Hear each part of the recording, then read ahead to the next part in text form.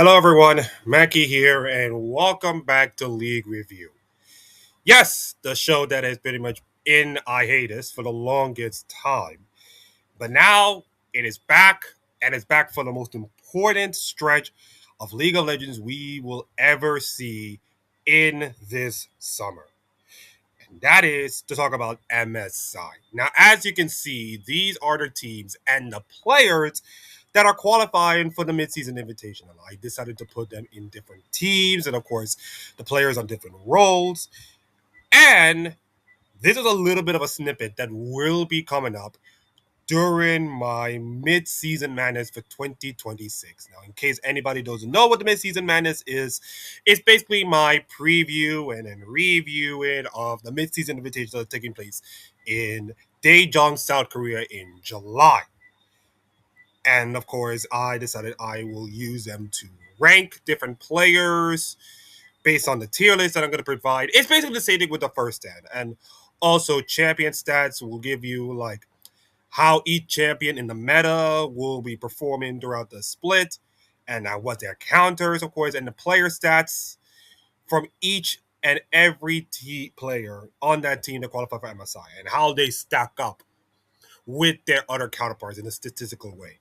So it's basically the same situation, along with the team stats, by the way, as my first stand stats. So it's the same thing, but with MSI in it. Now, we got the following teams that qualified for MSI. Team Secret Wales, by virtue of their domination in the LCP, after winning the LCP first split, or second split, by the way, first and second split, after a close series against GAM. No, Deep Cross Gaming. Deep Cross Gaming. My goodness, I'm confusing the two. G2 Esports, of course, dominated LEC again. Common Corp, finishing second. Top Esports, qualifying for MSI by virtue of the LPL top two. And by the way, the dormants of the league is back again, ready to disappoint us. Deep Cross Gaming making their first international appearance, I guess, ever. Yeah, they did it by finishing second in the LCP and made a really close sweatiness of Team Secret Wales by having them in a 5-game series in the tournament, but did not win. Furia, another MSI appearance, back-to-back MSI appearances since last year, and I think their third international appearance in the last 4 tries. They've made it to MSI last year, then the first stand this year. No, no. Okay, I'm excuse myself. Loud won the CB Law Cup. That was when, they bring in the new mid laner and then they shocked everybody to beat them. This is now Furia's back-to-back MSI appearances after, crushing the hopes and dreams of Los's lower bracket run, of course. And then they got Lion, who just recently, yesterday, beat Cloud9 and won their trip to the grand finals of LCS in Arizona, but also qualified to their second straight international tournament. Like, it's incredible. This team has just started LCS like 5 months ago, and now they made it to 2 straight international events. Albeit, you can say that the players that they have their team is more well equipped. Yodoklas. In fact, let me just erase Castle right now. I do not think Castle is going to be in the. I don't think Castle is going to be in this team anymore. Consider how Dokla has been performing in that series against Cloud9. I just don't see Castle coming back. He's going back to the NACL. I just think inspired, as we all know. Saint is doing a little bit better. Berserker and Isles. So they have the veterancy to do it. But to do back-to-back international events for this team and to beat Cloud9 twice to do that. And not only that, sweep them. It's incredible. It's an absolute incredibleness and also a Paul if you're a C9 fan. But I will discuss that in my preview, of course. And now, of course, speaking of the Lion Cloud9 series, I would like to say that this finals was not even close. And yes, Akeem, you're looking at the statistics accompanied by rft.gg, and of course my personal stats. So in case many people do not know what this means, I will have my player of the game in a best of three, or in this case, a best of five series. And I'll have my player, no, by the way, their player of the game, because RFT.GG have their rating stats on each and every game. So I just look at the ratings, see how they perform, and then pick it out, and then that's my player of the game. The other times, I will look at them and say, "Oh, wait, your rating is good, but I think that players did better than the ratings suggest." So I'll pick that player over the rating. And that's how I get my player of the game. Some I use the RFTDG rating, others I use my own. And then, of course, I will do the 3 stars of the series. Now, unlike hockey, when they give like three different individuals their individual collective performances, I will do the 3 stars. The first star is the most important one, which is the best player on the team. The second 2 stars will be like the good but not so great performance, and the third star is like the least most important player. And then my team of the series, which is, by the way, a popular term because Timu is the most annoying champion ever. Although you can say that Yumi is like the most annoying, but I guess she got neutered already, so it is what it is. But Timo is pretty much the most annoying champion in pretty much League of Legends lore. So I decided to use that annoyance to pick out my team of the series, which is pretty much the worst performing player of that entire series, whether it's a best of three or best of five. That's pretty much it. So in this case, Cloud9 versus Align, which by the way, I put the casters' names in there. It's Captain Flowers, Kobe, and Azale doing that game. And it was a shalankin. I was expected pretty much a close series. I was expecting Cloud9 to actually beat Lion, considering the last time these two teams met was the lock-in final, in which Cloud9 started off well and then get absolutely thoroughly embarrassed by Lion, and then started the whole downward spiral of Cloud9, of course, which stretched the America's Cup, of course, when they got embarrassed, of course, by some CBLOL teams. And now they got bounced back. Vulcan looked like a first team All Pro. Thanatos looked great. I mean, everybody looked great on Cloud9 in their first and second team All Pro, except Sven, which, by the way, I think is like pretty much justifiable, of course, by the voting.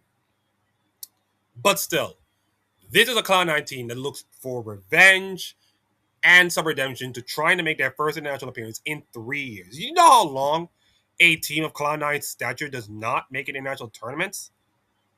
Like, for Jack Etienne, who, by the way, was in the crowd watching that series, it has to feel infuriating for him as an owner of a team, seeing the same thing happen in 3 years in a row. It's nauseating.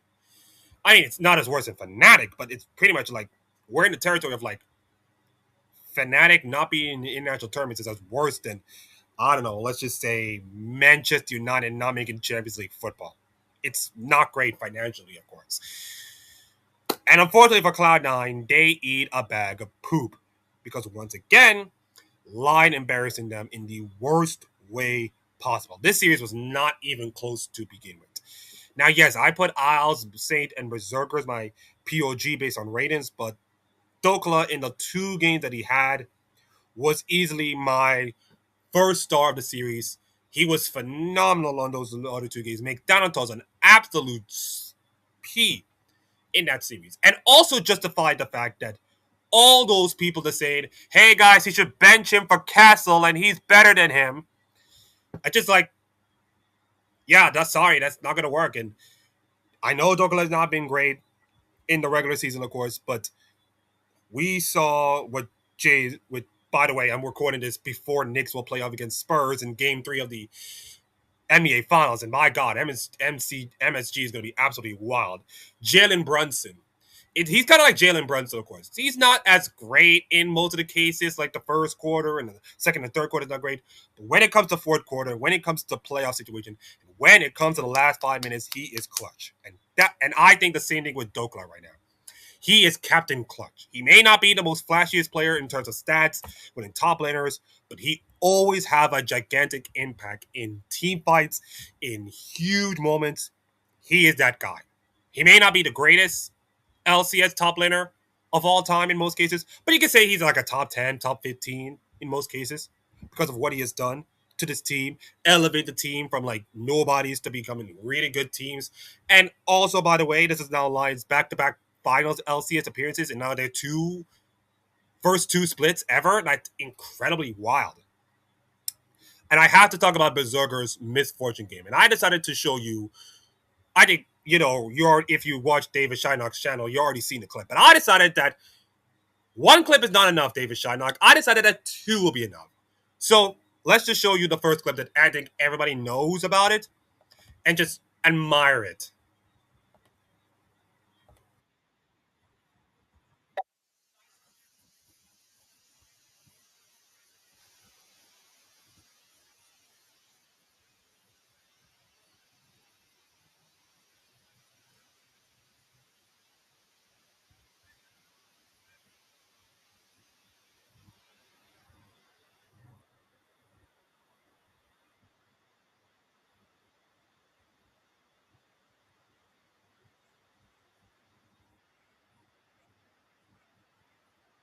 Yeah, with the Isles Rel, by the way, with the Engage, and the Oriana Ball, of course.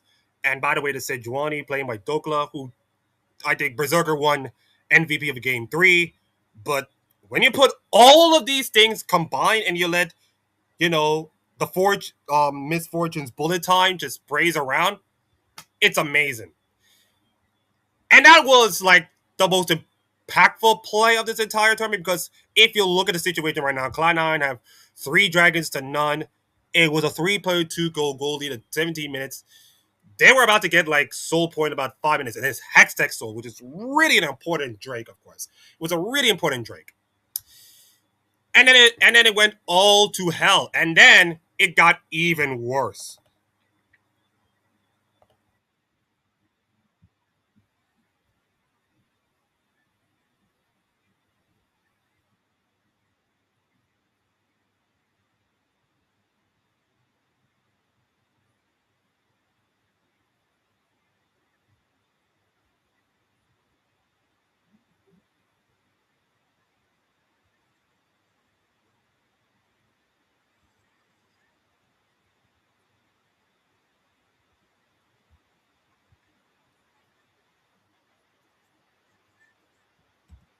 And I'm gonna spoil the ending right now. He did not get a pentakill.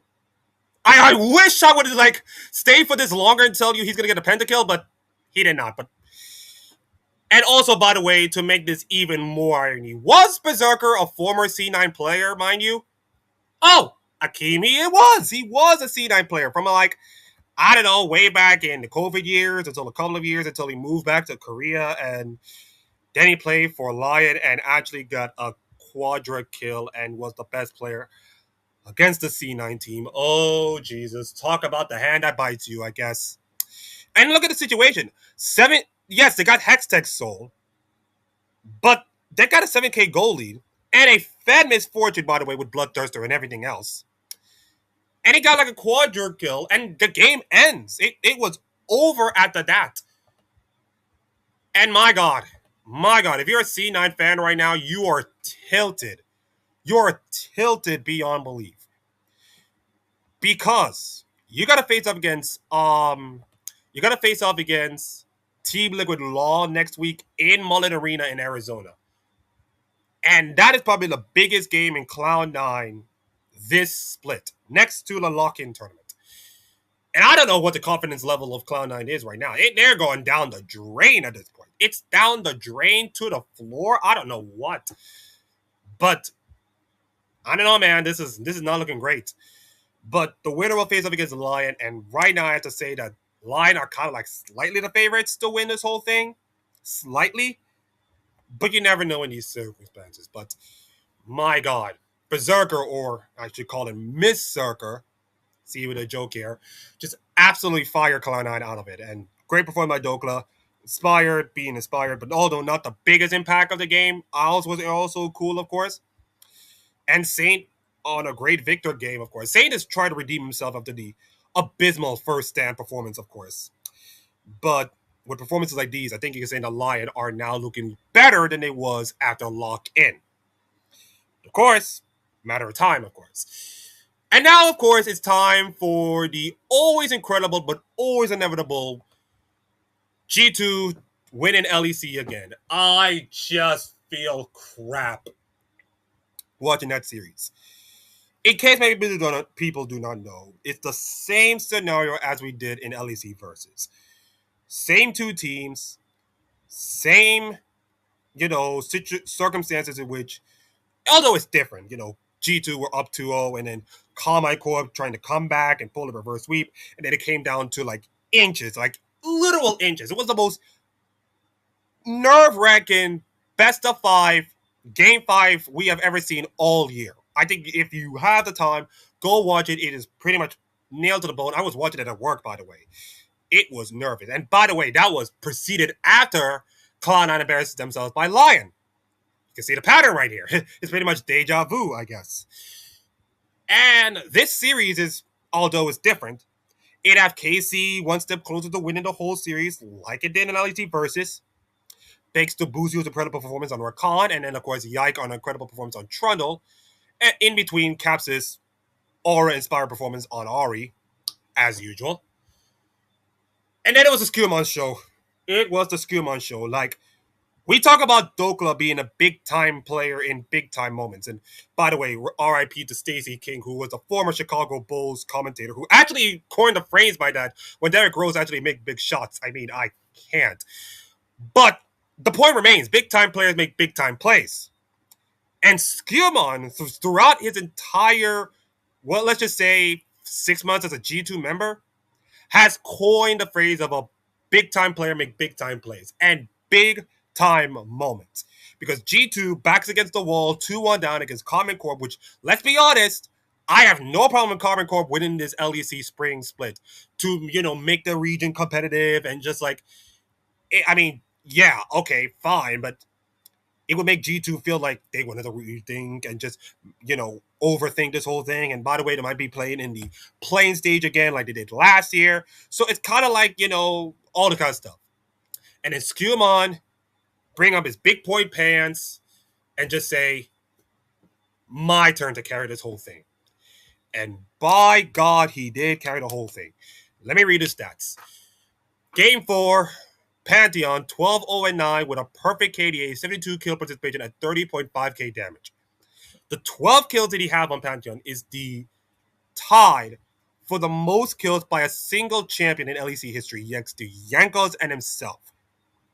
When you have the same amount of kills as Jankos, that's a pretty good company, of course. But G2's decided, hold up, we are not done yet. We are not done yet.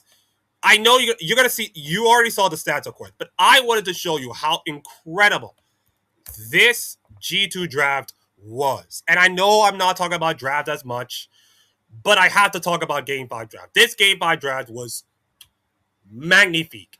Absolute magnifique from Dylan Falco and the whole thing. You look at this and you're just seeing the scaliness. I mean, Senna scaling, Anivia, by the way, who K-Corp give G2 over the second time ever in back-to-back finals. You're giving Caps as Anivia to our guy who can scale and outplay it, of course. You got Broken Blade on the Kled. It's literally the mirror image of like the Game 5 of the LEC versus, down to the two champions, of course.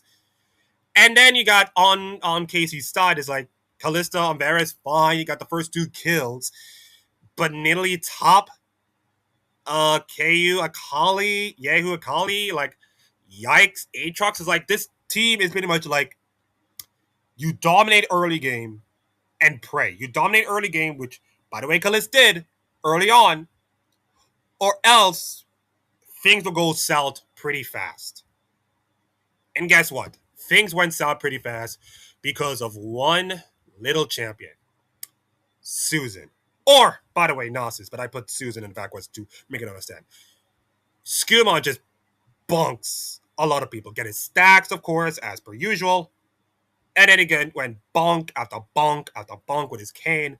And Casey did not stop this. Casey were pretty much like, we quit, wave the white flag. It was over. It was literally over. The game ended at 26 minutes when we all thought it'd be like a 40-minute slow burn, grind out. And even if you did stop Nasus once, you still have the Caps and Senna scaling, of course, on Hansama and Caps. The game was pretty much over at around either the 25th minute mark or like the 40-minute mark. Either way, G2 might win this series or this game, and it did. And it shows with the 12-03 perfect stat line, 88 kill participation, and 17.6k damage. It was, oh my goodness, it was a plot armor. It was G2 plot armor strikes again. Unlike the LEC versions that gives you the painful heart attack, ripping your heart out and all kinds of stuff. Nope. It was G2 just hurt you in so many ways. And that credit to the coaching staff of Dylan Falco and Rodrigo, of course, and the players are putting them themselves. And right now, I will say this right now, and I said in my shorts, G2 are looking like the only Western team that can actually capitalize on the Eastern team's mistake. Because, as we all know, top esports are going to MSI, and we know top esports history of international tournaments, especially in last year, was not great at all. I do not trust top esports to do well internationally until proven otherwise. And then, of course, you may get an vengeful BLG team that look at the Golden Road. And then, of course, you may get Honda Life Esports, and you may get T1, and you may get Gen G, and maybe KT if you're lucky. But even if all the chips will fall in different places, this G2 team can still beat any Asian teams. As proven in first and of course, when they clean sweep both LCK teams, including Gen G. So, all my Western hope are going to G2, as per usual. Yeah, so for KC, if you're KC, you're making to your first MSI ever.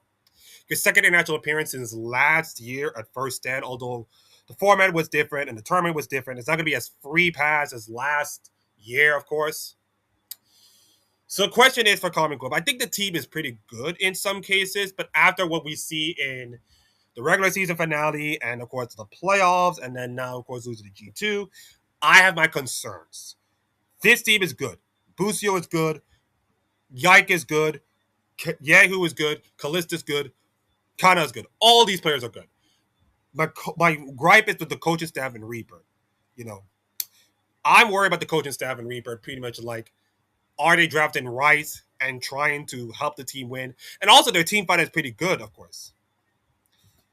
That is pretty much the whole thing about this series is that KC wants to dominate in team fights and win. G2 wants to dominate in the early game.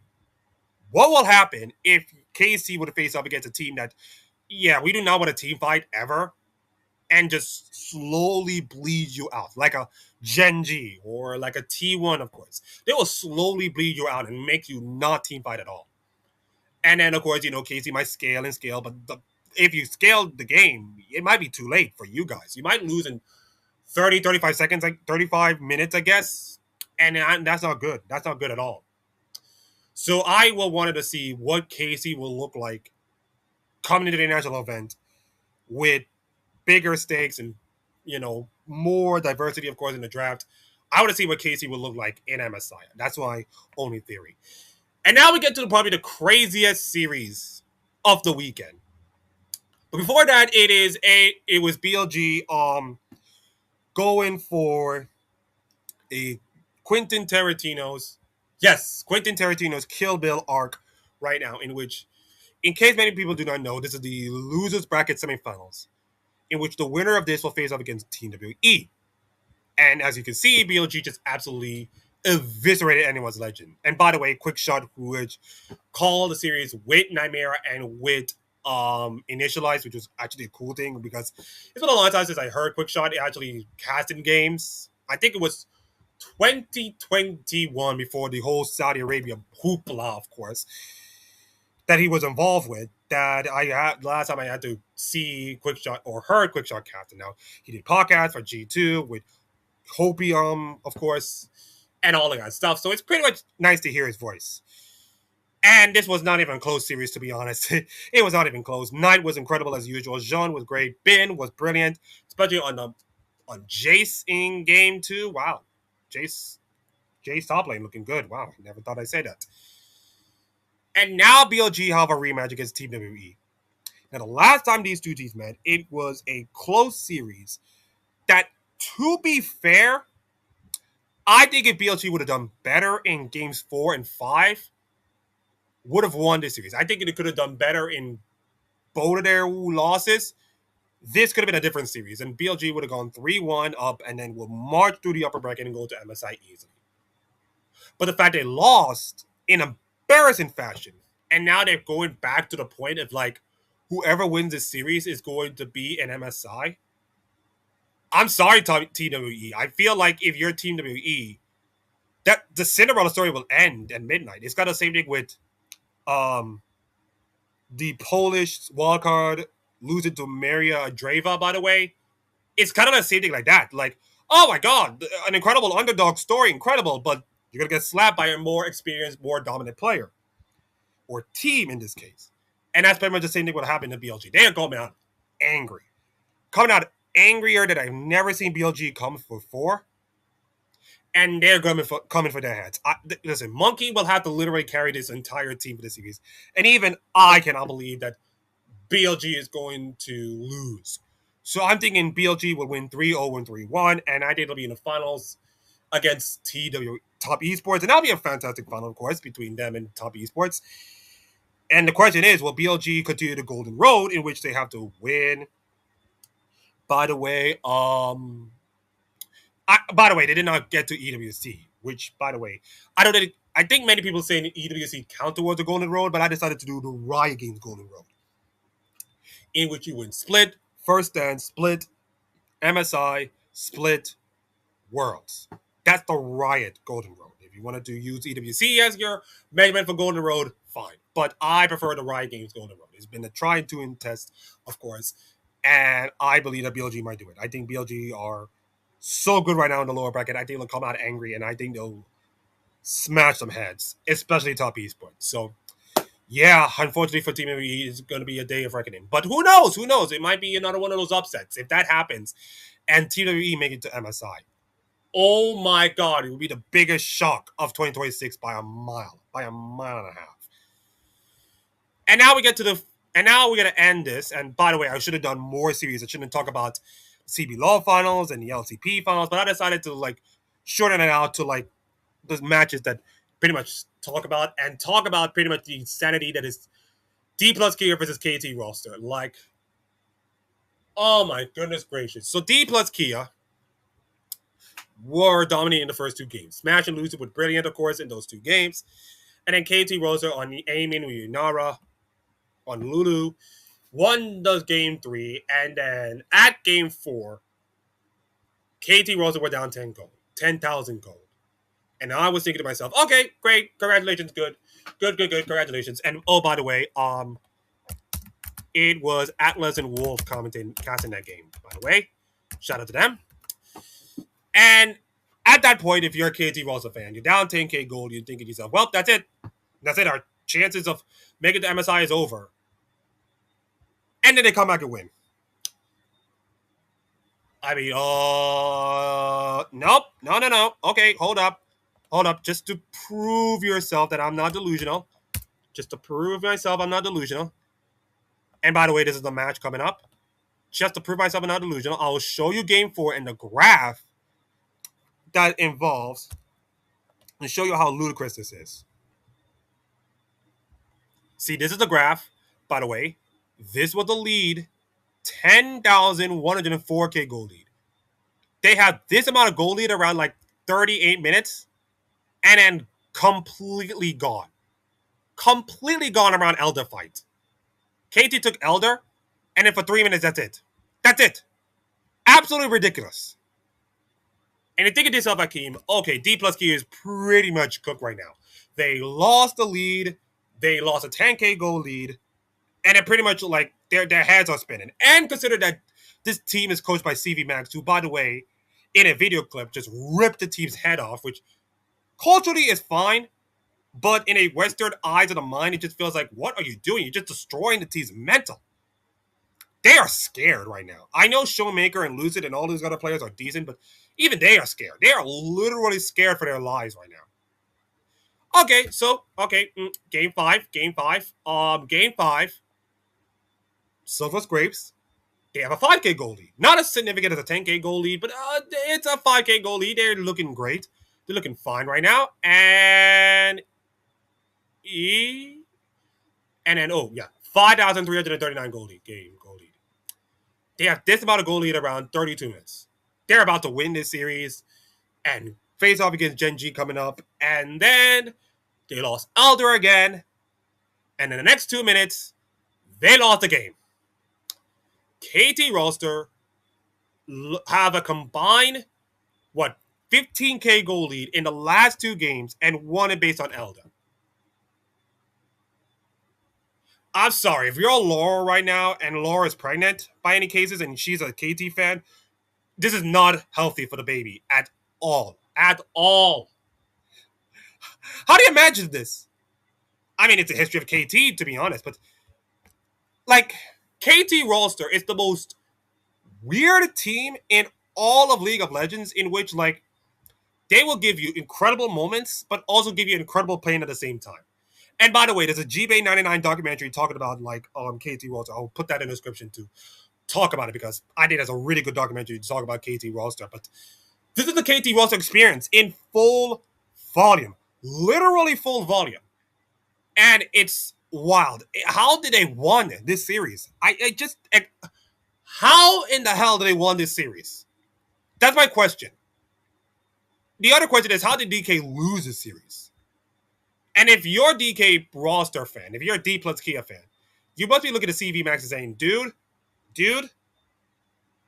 you're a problem, man. You are a big problem, man. You are the reason why this team is never going to get to the full potential. And right now, I feel like they're going to be stuck right now because Live Esports, T1, and Gen G are not going anywhere. But now that fourth best team is pretty much like in the limbo right now, because KT might took their spot, of course. And if they do, this D plus Kia team, it just feels like a mid team to me. It feels mid. They're not good enough. They're not bad enough to lose, but not good enough to like achieve the higher echelons of winning the LCK, or maybe achieve themselves to make it to MSI or such. By the way, I think the last time D plus Kias made it to an international tournament was like 2023 Worlds. Yeah, I think they haven't made it to 2023 Worlds, which is wild to me, of course. And this is a problem for, the coaching staff and the players and all kinds of stuff. And the fact that KT roster of all teams with a massive goal lead in both of them, one, it's just jarring to me, absolutely jarring. So yeah, KT roster are through, and they will be playing against Gen G in the loser is out and the winner stays on match, which, by the way, will take place in Wuhan, of course. And then Life and T1 is going to be the winner goes to MSI. These are the winning in matches. And by the way, these are the next. And by the way, there are 4 more spots remaining. I think if I'm correctly, these are 1, 2, 3, 4, 5, 6, 7 teams in, and Life and T1 are 1. That's 8. The winner is going to be 9, 10, and 11. Where's the 12th spot? Wait a minute. Hold up. Did I have the 12th spot? I need to look. I think I'm missing something. Is it supposed to be 12 teams, or is it supposed to be 12 teams, or it's like it's just 11 teams? I think I'm missing something. 1, 2, 3, 4, 7. Got 7 teams. 1, 2, 3, 4. It's 11 teams.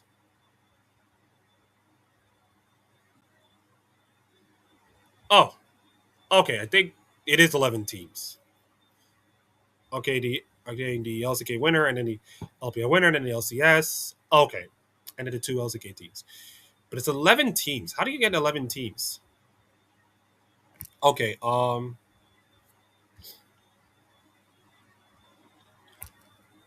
and they'll do the first and second seeds, get by, and then the other 4 teams will start at the play-in stage, and then top regions will get to be in the brackets. Okay, all right. It's a little washy, but I think I got it right. 11 teams are in there. So we got the 11 teams. I got all lost in confusion and all kinds of stuff. So we got a winner of Hot Life and T1 going to MSI, and then, of course, a loser will face off against the winner of Gen G KT to determine the MSI representatives for LCK. Then BLG versus TWE, and the winner will go to MSI, and, of course, seeding and all kinds of stuff. And then T-Law versus C9. We call it the David Shynock revenge match. If you know, you know. And then the winner of this will not only face Lion in the finals, but also go to MSI. And if you're Cloud9 right now, if you miss out on another international performance or international appearance, I can hear the chance of sell the team in Jack Etienne's ear, and it's not looking great. It's not looking great at all. So yeah, that concludes this entirety of League Review, talking about where we at in MSI, reviewing all the games and all kinds of stuff. And then coming up in a couple of hours, I will preview what's coming up for my mid-season madness. Although you could say that this mid-season madness is going to be chaotic as heck. Because in the next couple of days, in 3 days' time, the World Cup is going to begin. And then, of course, you get the World Cup, cricket's going on, NBA finals still going on. By the way, I got 6 minutes. I'm trying to finish the video and then got to watch the game. And then the Stanley Cup is getting wild, of course, especially what happened yesterday or last night. And then all this bunch of stuff. There'll be crazy enough of stuff. So, yeah, I don't know if I can actually do some videos around this time. But if I try to do that, I will try to do try to do some content around that time, or maybe I will do my content around before MSI time. So that way I can get out of the way and be done.